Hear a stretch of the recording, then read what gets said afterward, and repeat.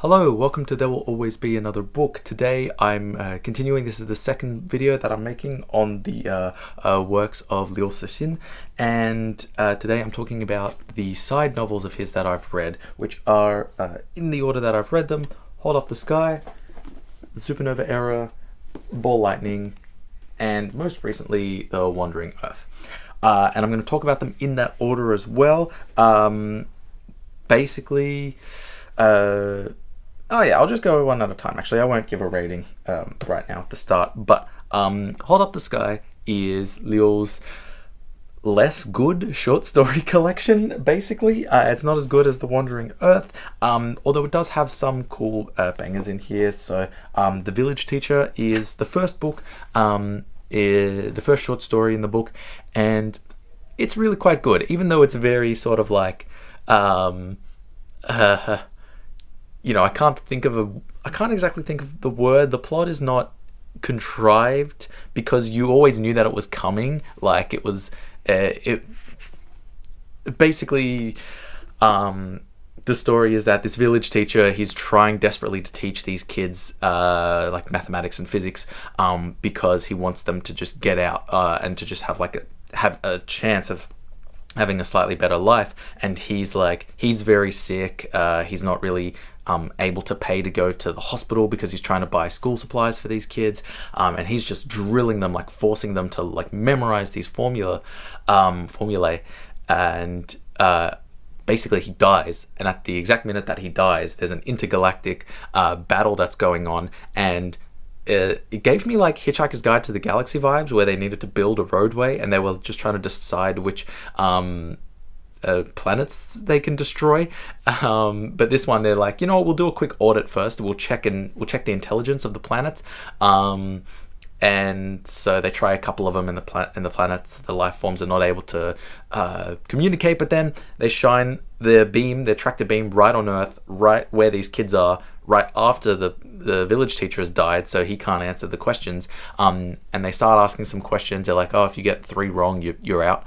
And they fuck up 2 of them. But then, by some coincidence, they ask like 5 physics questions in a row, and it's the 5 formula that he made the kids memorize. And it's like a sweet story. It's sweet. I don't know. It's like the definition of a contrived story, but it was still quite sweet, and I enjoyed it a lot. And I think they made a graphic novel out of it, actually, which would be nice to look at. The Time Migration is the second book in the story, and I really like it now in hindsight, because essentially the idea of this story is, do you leave behind the present? Because basically there are these people who like hibernation gets invented, and they're just like, the Earth's going to be maybe better in 50 years if we think about how the Earth was 100 years ago. What if we just migrate, jump in an ice bath, and we'll migrate 100 years in the future, and surely it'll be great. And the idea of this book is essentially that like you kind of keep postponing, keep pushing on into the future until inevitably you just keep missing existence. And so I won't really spoil it, honestly. That sort of is the spoiler. Like, there's not that much else to it, but it's an interesting short story to read, and I really recommend it. And because I was thinking about this as I was just thinking about a story where like somebody just goes into a forest or something, or they go out to sea and then they come back and they've aged, but they don't remember it, and they just kept doing that for their whole life, and so they've lived till like 80, but they can't remember anything of what's happened. And the Time Migration made me think about that as well. But yeah, there's another good story in it, Fire in the Earth, which is not really super physics based, and it doesn't have really that many like grand high ideas. It's about like coal mines, and that's a really good story. I don't want to spoil too much about it. Basically some shit goes down and some people die, but yeah, the book's worth reading. The story's worth reading. It's one of the times when I think Liu sort of puts aside the big ideas and tries to write a human story, which is not very often. The other one that I wanted to mention is there's a book there's a story called Contraction, where TLDR, they figure out at the point, so we all know that the universe is expanding, but basically in this, they figure out when the universe is going to stop expanding and start contracting, and I'm not smart enough to exactly realize why, but they're like, because space and time are linked, time's also going to go backwards, and we're going to have this, like, everyone is going to be compelled to just speak backwards, move backwards. There's not going to be any free will because we're doing everything backwards, but also there was never any free will here because we're doing all the backwards things forwards right now. And so life is going to be emerging from consciousness as old and as in pain as possible, and the progressive journey of going back to being an adult, a young person, like a young kid, womb, a fetus, until like eventually you just like check out. You'll know if you die early from as soon as you wake up. And I was thinking, this is a story that like none of these ideas are talked about in the story, but they make you think about these ideas, which is really cool.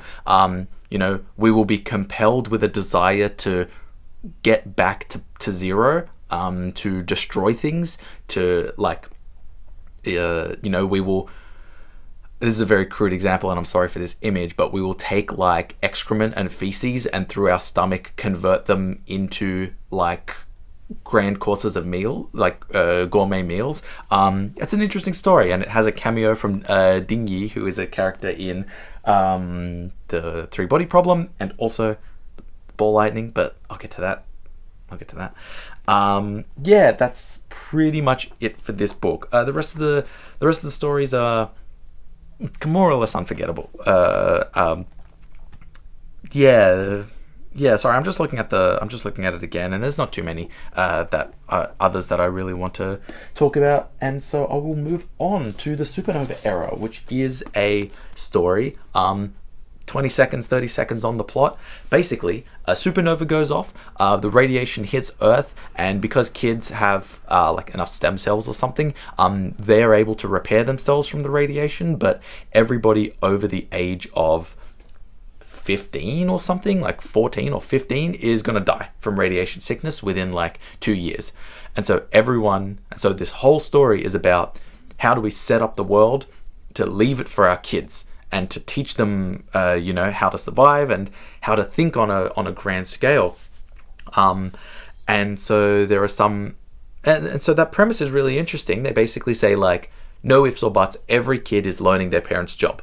And that's just how we're going to desperately try and keep, you know, society running. Like there are 13-year-old kids being nurses for infants and babies. It's just this insane pandemonium, which is a word John Milton invented, by the way.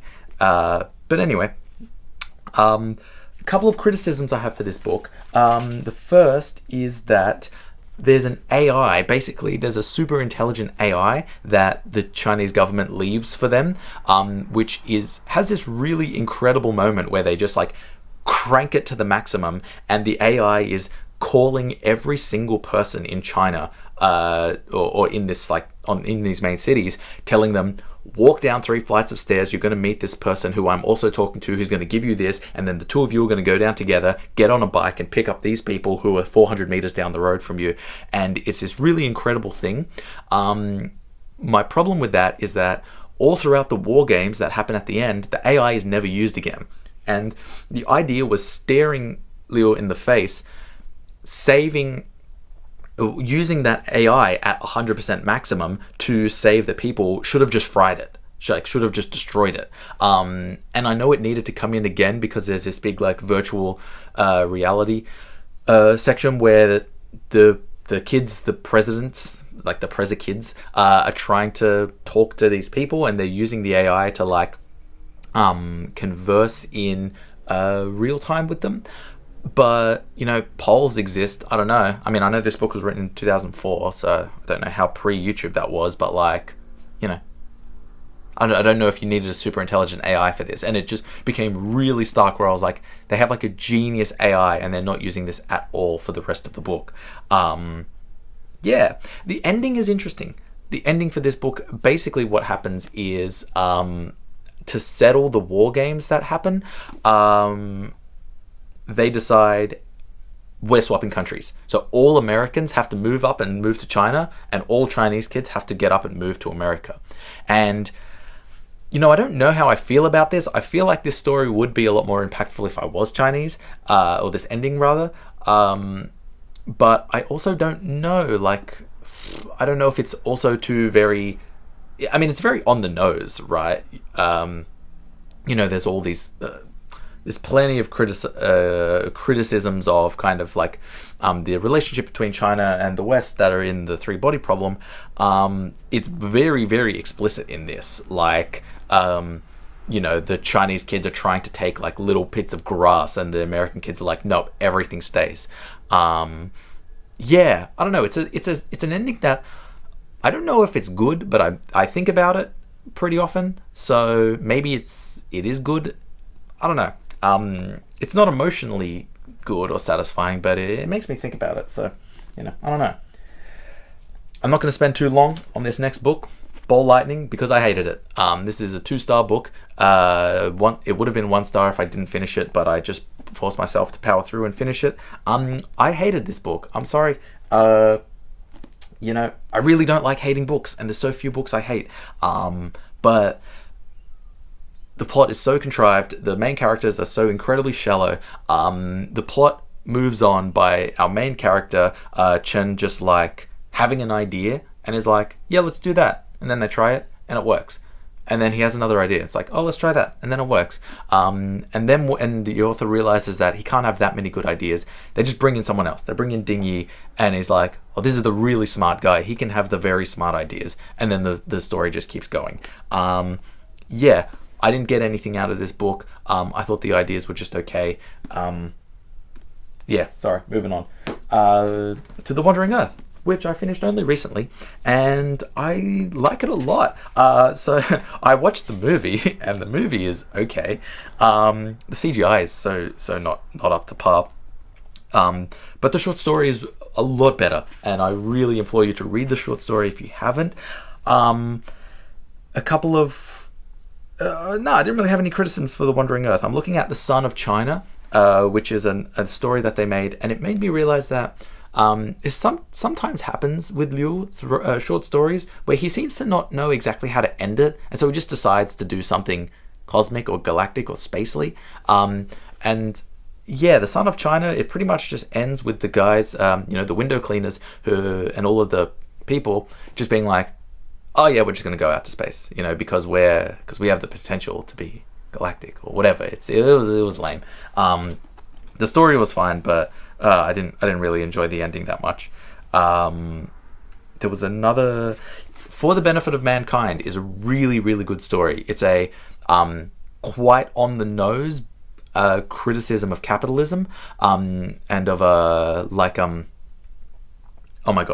of private property, where pretty much what happens is one man gets so rich that he owns all of the land and nature on the world, and every single person has to live in these boxes where they recycle their urine for water, and they have a limited amount of air that they can breathe. The main character's dad kills himself just so that his blood can be diluted, and the main character can have some sustenance. Really insane, and quite a short story. I strongly recommend you read it. Curse 5.0 was interesting. It was funny to read because it reminded me of the curse the AI virus that is in the Dark Forest, and what the Trisolarans are trying to do to kill Lorgy. Really, this short story collection is sort of a lot of the singular ideas that pop up in the three-body trilogy. He sort of tries it again and writes new stories about it. And so I really liked that about this. There's also Taking Care of God, which is such a good story. It's, again, maybe not got the strongest ending. They sort of just decide to leave, but pretty much these aliens arrive and they're like, hey, we're God, can you please take care of us? And these people are like, no way, you're God. And they're like, no, we've got documents, we've got proof, we planted the seeds on Earth, X billion years ago, 13 billion years ago or something, and then we were chilling around in space. We're traveling quite fast at the speed of light, so you aged faster than we did, or time moved faster for you guys. But yeah, no, we're legit God. But now our technology is gotten too dependent above us. We need you to take care of us. We need some food. We're only going to be here, most of us are only going to live for about another 400 years, and so like the societies and the economies just start to crumble because they're now taking in they're basically doing aged care, and it's a very great story about kind of taking care of the older population and what to do with that. I really like that a lot. And there are other good stories, like With Her Eyes and Cannonball are both alright, but they weren't as memorable to me as the short stories that I talked about. Nevertheless, it's interesting to read Liu's side work, because the Three Body Trilogy is really quite focused, and I feel like when he tries to deviate, you can sort of really tell that he relies on concepts quite a lot. It's hard to think of any of the characters in his stories as being real people, with maybe the exception of the people in Fire in the Earth, Fire in the Deep or something. But yeah.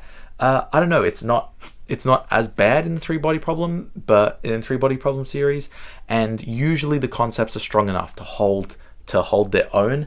Sometimes, like in Ball Lightning, it's just not, and I didn't really vibe it. You might have noticed as well, I haven't read Of Ants and Dinosaurs. I don't know if it's good. Maybe tell me if it's good, because it's the one, I think that's the one story of his that I'm sort of omitting. But yeah, I hope you got something out of me talking about these stories. I know that this is a sort of ancillary side video to the main video, which is on Liu's trilogy. But let me know if there's any other works that you recommend I read. And thanks again for watching. There will always be another book, so make sure you keep on reading.